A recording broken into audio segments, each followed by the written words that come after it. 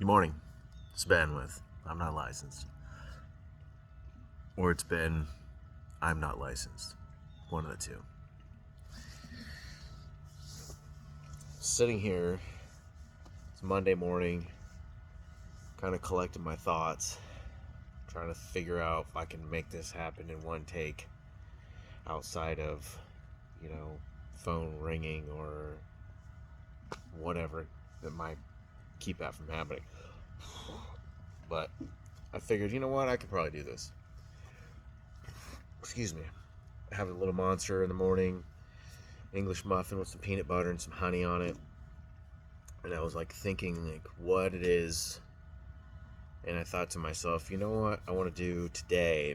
Today I want to do kind of like an all-in-one encompassed, right? Some just basically shit that's going on, shit that's gone on, shit that's happening, just shit like that, right? So let's just first start off with um,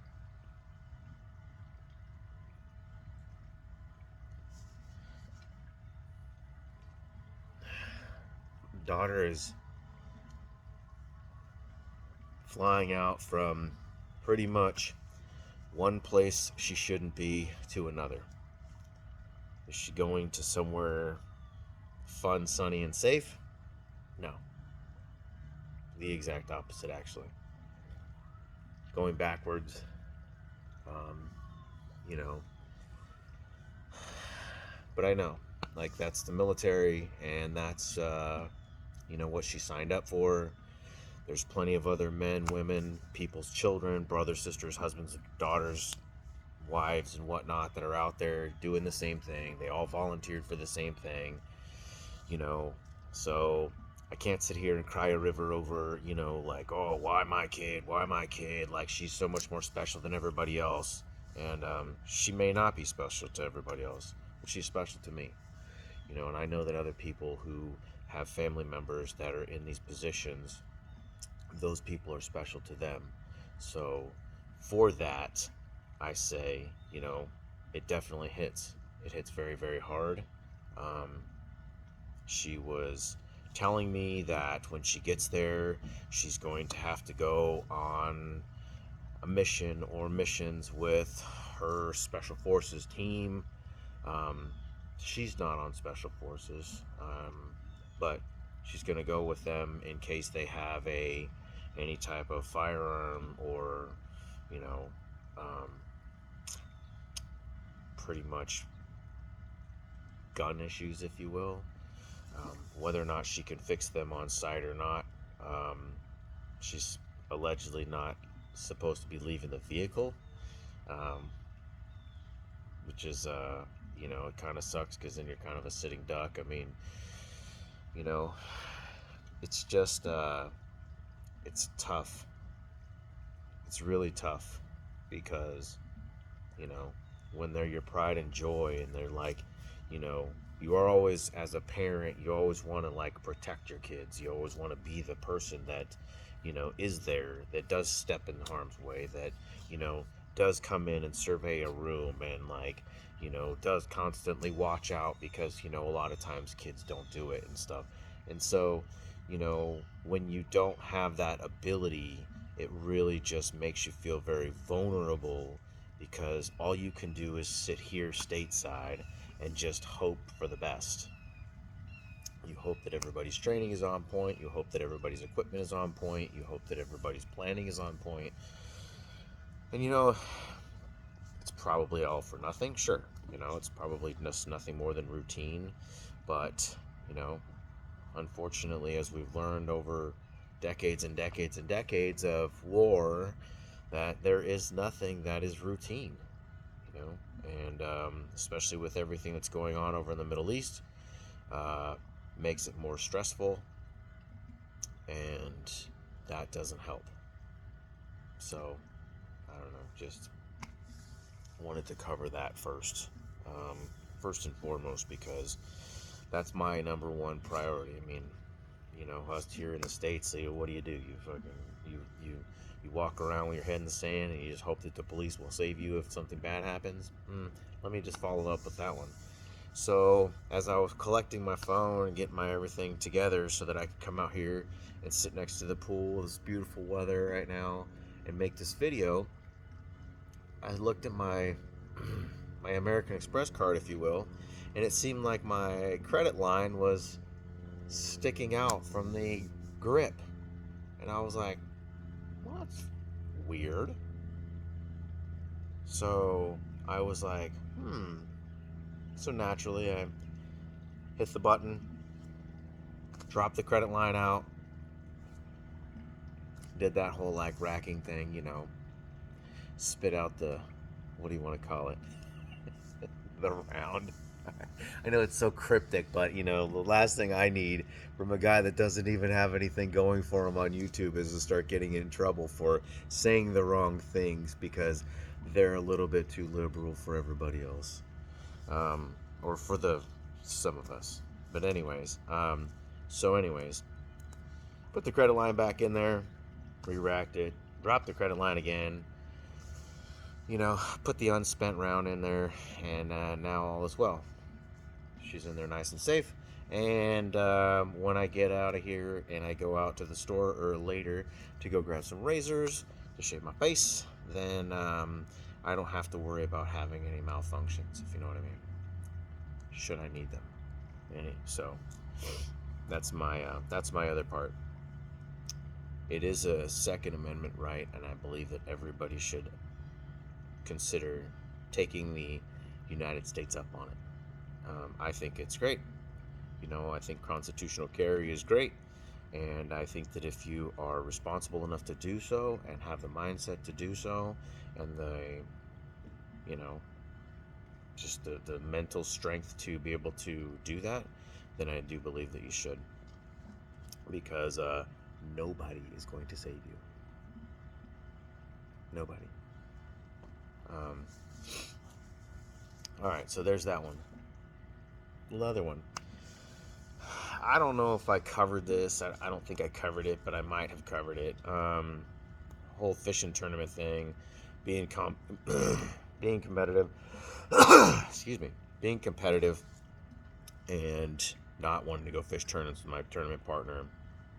He called last week, said, hey, I know we haven't fished any tournaments in a long time, but, there's a tournament coming up down in the Everglades, and, I've been fishing out there quite a bit lately, found some fish, and, would like to...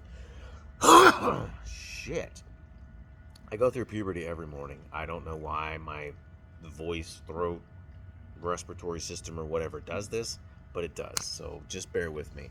We're doing this on one take because I'm not doing any editing. Anyways. So I'm like, you know what? Fine. Put my foot down and said, listen, we have a different opinion as far as to what competition is. You feel one way, I feel another. I feel that you aren't competitive enough, but yet you want to be, and you're the guy that basically wants to go out and win the Super Bowl and doesn't want to leave your couch. You gotta train. So anyways, I naturally agreed, and I said, you know what? Fine. We'll go do it. So we go off to the first spot, and we're fishing. And we catch some small ones. We end up boating quite a few fish throughout the course of the day, but we were nowhere near contention whatsoever. Was I surprised? No, but I did make a promise that I was going to go out there and I was going to have a positive mindset, and I was going to be open-minded to this, and I was just going to go out and enjoy a day of fishing. To which I did, even though I was still, disappointed in our results. But the result was that, I did. Went out, I had a good time, and, just did what I do. So we end up catching our fish. We catch our limit. We come in. The ramp is an absolute shit show. Like, completely. There are boats everywhere.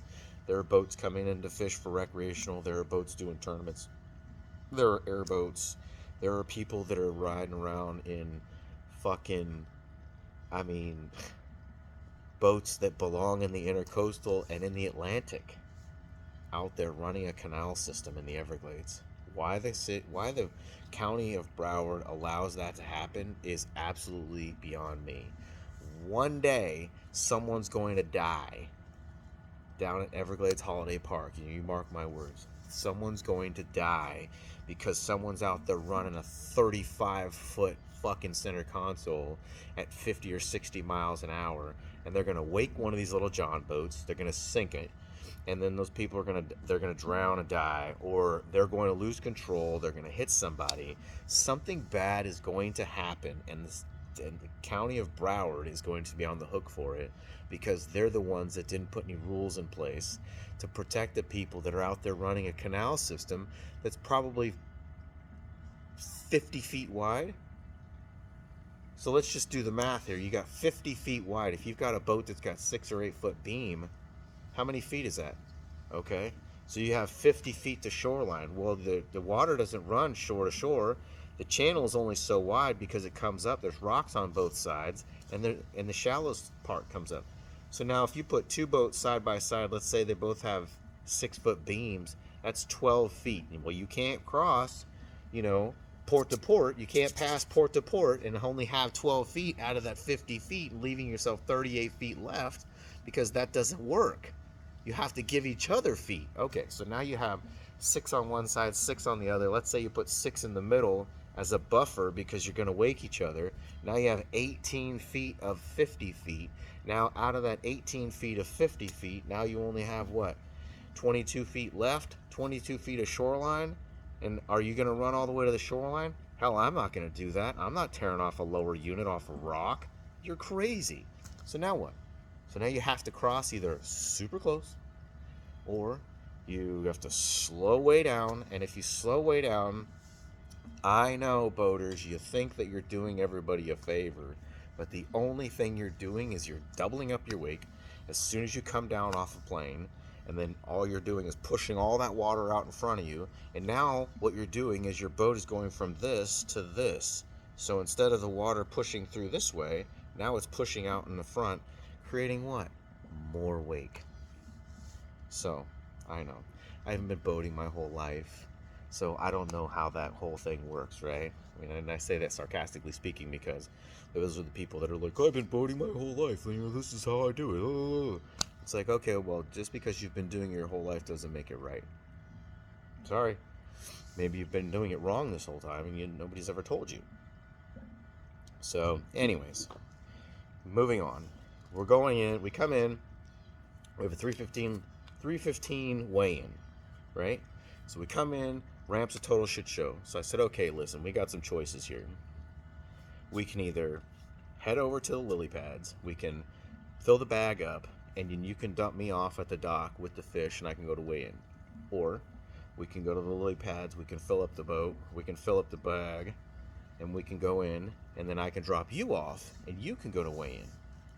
Or I can pull up to the dock, you can jump off and you can go get your truck. Or we can pull up to the dock, I can jump off and I can go get your truck. There ain't nowhere to park. There ain't nowhere to dock. There ain't no space. Everybody's going everywhere. There's boats moving all around. There's boats bumping and rubbing. I mean, it's like a fucking gay club in there. It's like people are rubbing all over each other, and it's just like, the summer of love out there in the water. Absolute chaos. What do? We end up pulling up to one of the chutes and holding onto the dock so that he can go get his truck. Seems logical, right? Okay.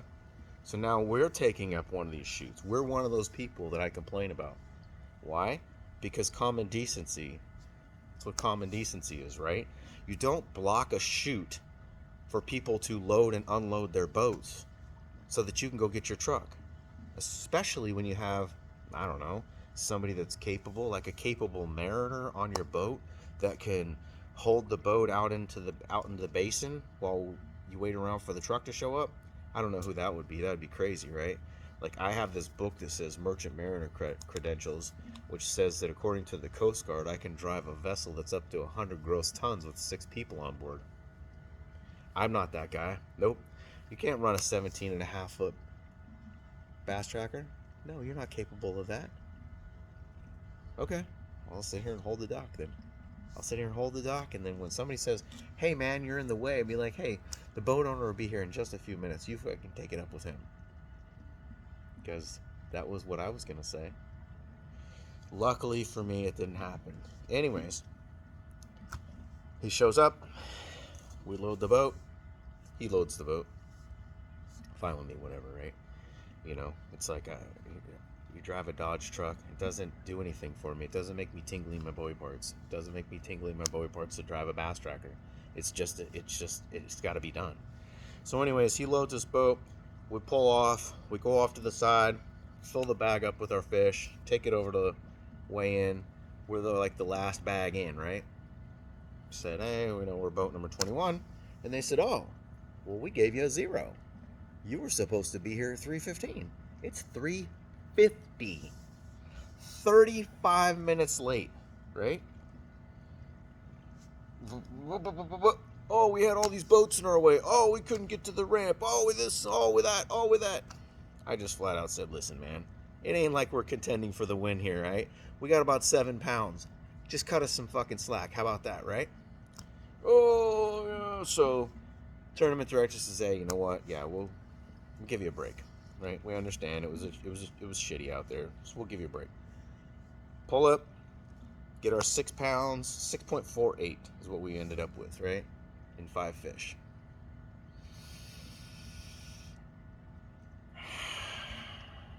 The winners won with 24 pounds.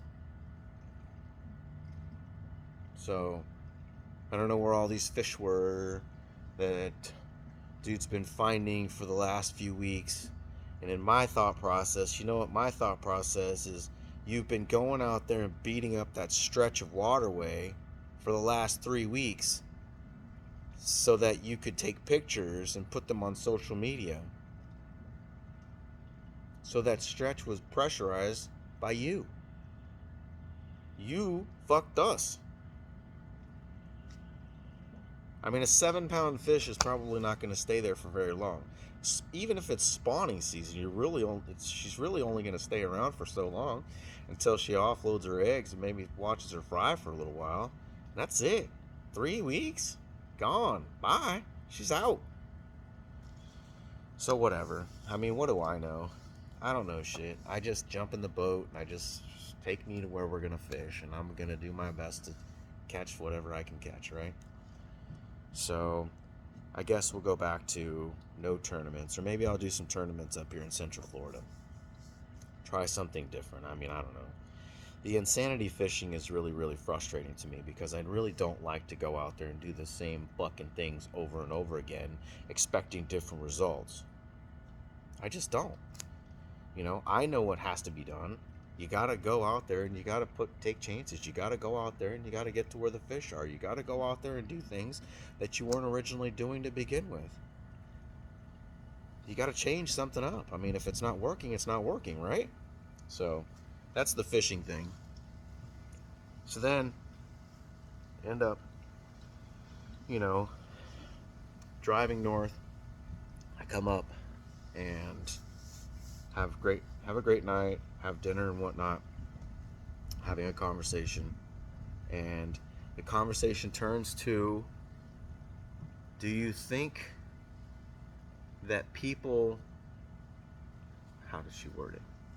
Do you think that people intentionally don't ask or intentionally don't do things for others?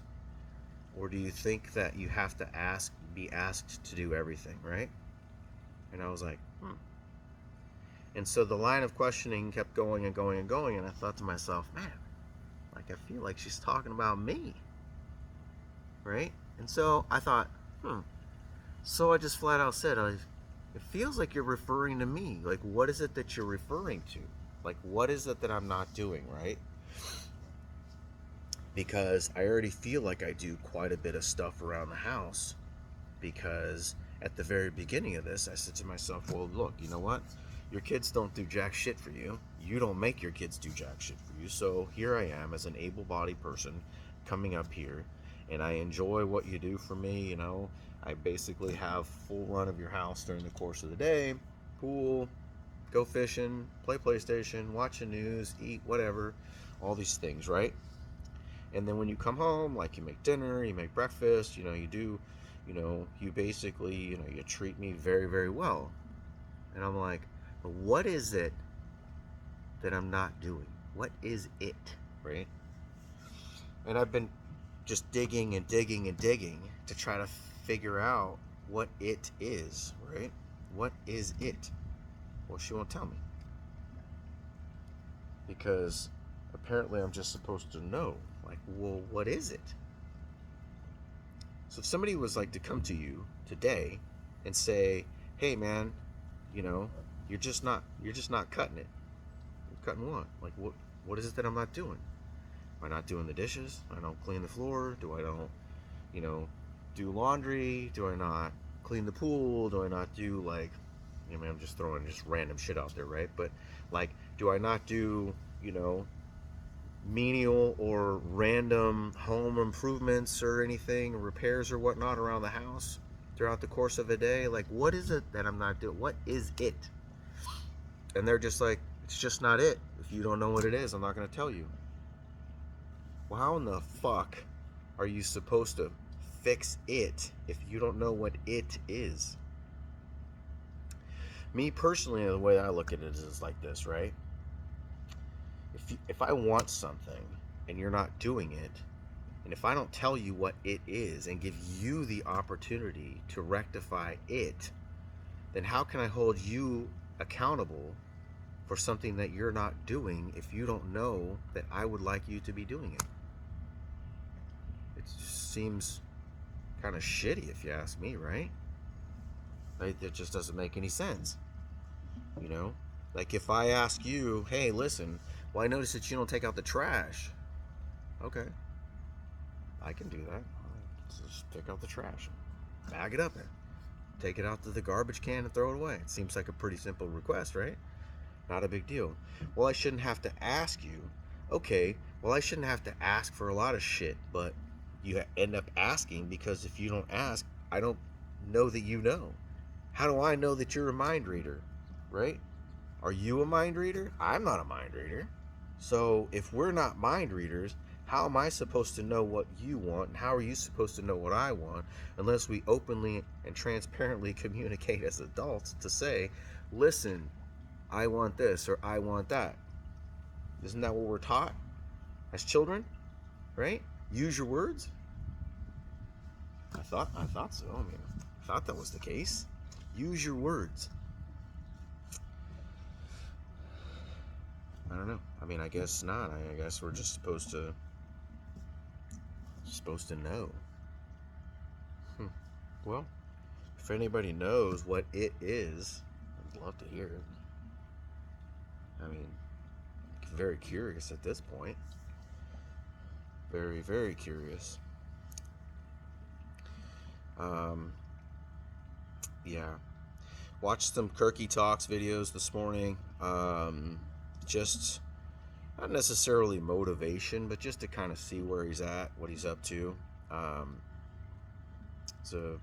believe he's a British guy. I'm pretty sure he's from the UK, and you know, he just talks about life in general, and he, you know, I feel like this particular channel of mine was partially due to his motivation when I was watching his motivation, because he was a lot like me at the time, you know, down on his luck, not happy, couldn't seem to find happiness, you know, was just in a really bad place.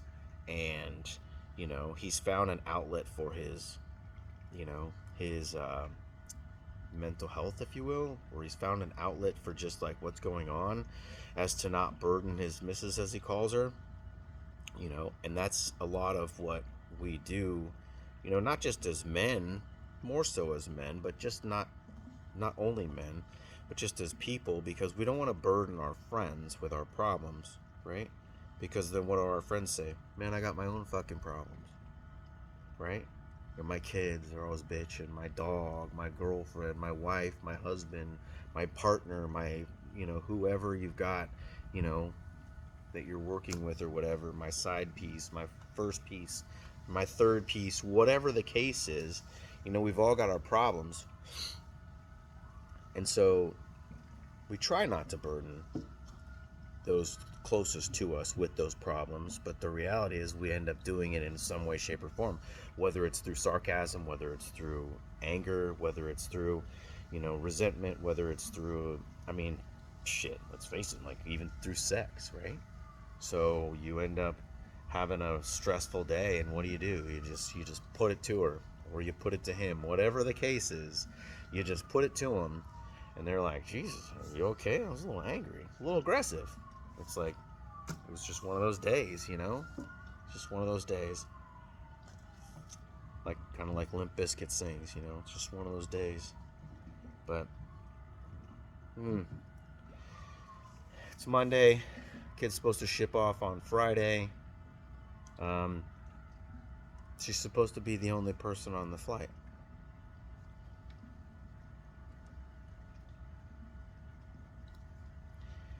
And I said, man, they must really value you as an asset to their unit.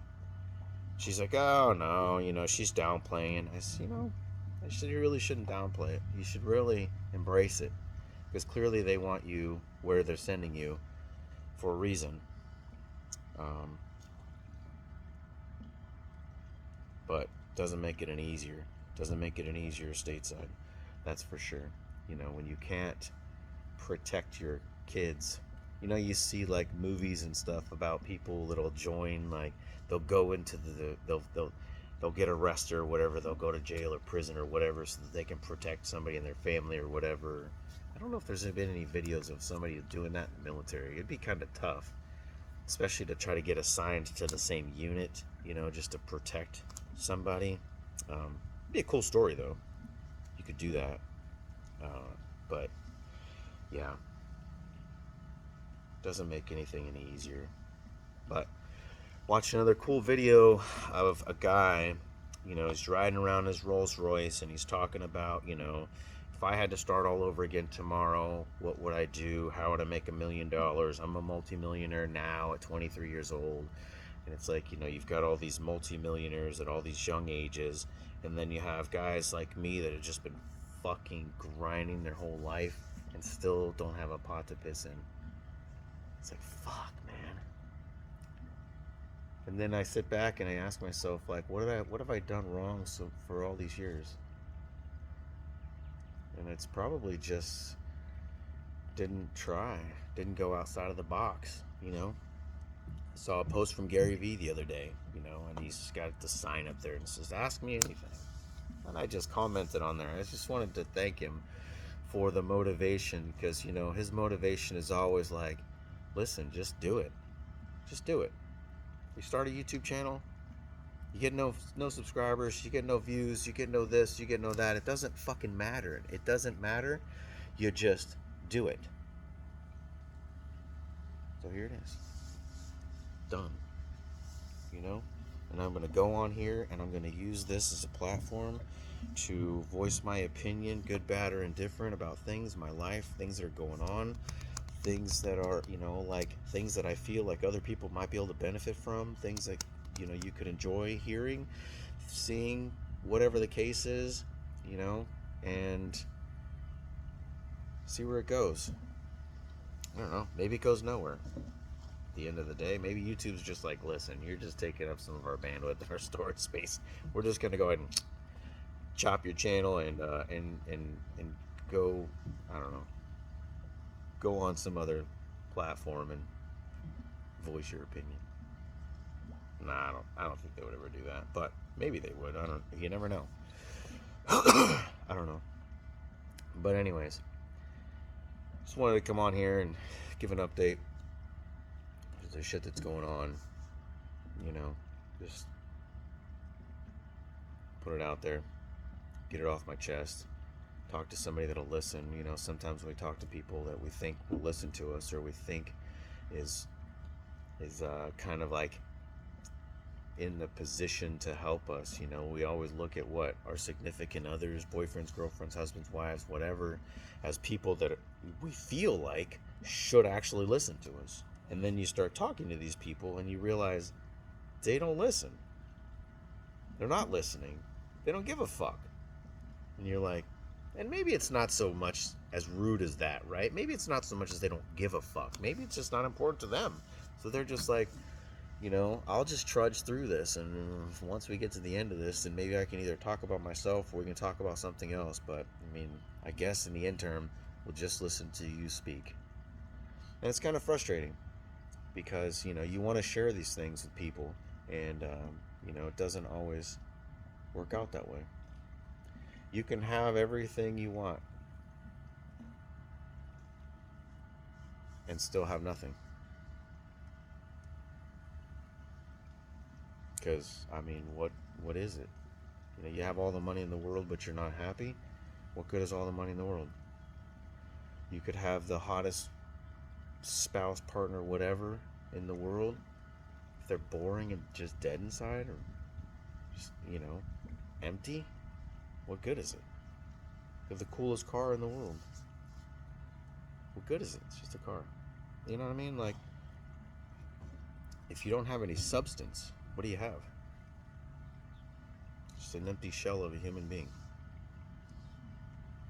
Just looking for their place in the world.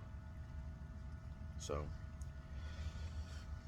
as I always say, you know, I hope that this makes sense. You know, it's just like I said, an update of just randomness, and you know, you get something out of this, and maybe you relate in some way, shape, or form. Maybe you know somebody or whatever. Maybe it provokes you to, you know, be more attentive when somebody's talking to you, or maybe it makes you ask questions when somebody's speaking to you, and be more engaging to somebody. Um, maybe it doesn't. Maybe it's you the one that needs to be engaged with. Maybe it's you the one that needs to do the talking. Maybe it's you that needs to find somebody that will actually listen with intent, not just listen because you're speaking. And if you don't find that person, well then put it in the comments. Put it in the comments. We'll hope that maybe I could do it. Maybe it could be me. Maybe it could be somebody that's watching. Maybe it can be somebody that comments. You know, maybe we just all find a common ground, and you know, it's a community of people. It's like a community of self-help, if you will. Maybe, and maybe it never results in anything, but maybe it does. We'll never know until we try, and that's what we're here doing. So, enjoy your day. Tell somebody you love them, and until next time, I'm not licensed.